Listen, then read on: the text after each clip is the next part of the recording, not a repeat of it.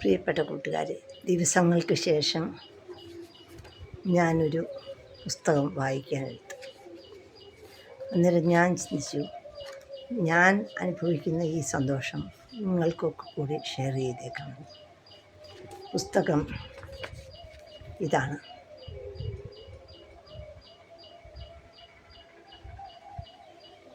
കുഞ്ചൻ നമ്പ്യാരുടെ ചിരിയമ്പുകൾ. പണ്ഡിറ്റ് എൻ കൃഷ്ണൻ നായർ എഴുതിയത്. അവന്തി പബ്ലിക്കേഷൻസ്.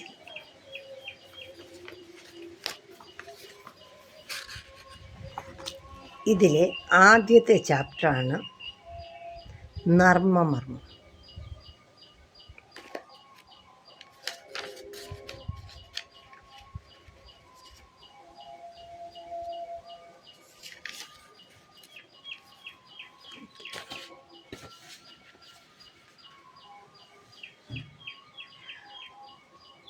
നർമ്മമർമ്മം.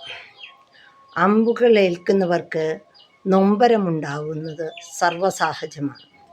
എന്നാൽ ചിരിയമ്പുകൾ ഏൽക്കുന്നവർക്കോ നൊമ്പരങ്ങളെ ഇമ്പമയമാക്കി മാറ്റുന്ന നർമാനുഭൂതി മുറിവുകളെ ഭേദമാക്കുന്നു.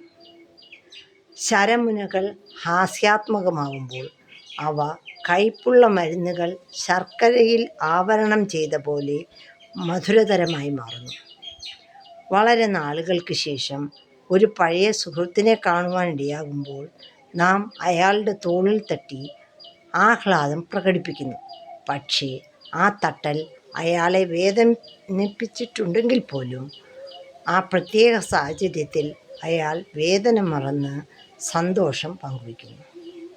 ഇതുപോലെ ആദ്യത്തെ ജനകീയ മഹാകവിയായിരുന്ന നമ്മുടെ കലക്കത്ത് കുഞ്ചൻ നമ്പ്യാർ ചില പ്രത്യേക സാഹചര്യങ്ങളിൽ മഹാരാജാക്കന്മാരെയും അധികാരിവർഗത്തെയും ജാതി വ്യവസ്ഥിതികളെയും നിശിതമായി തൻ്റെ വാഗ്ധോരണിയിലൂടെ വിമർശിച്ചിരുന്നു.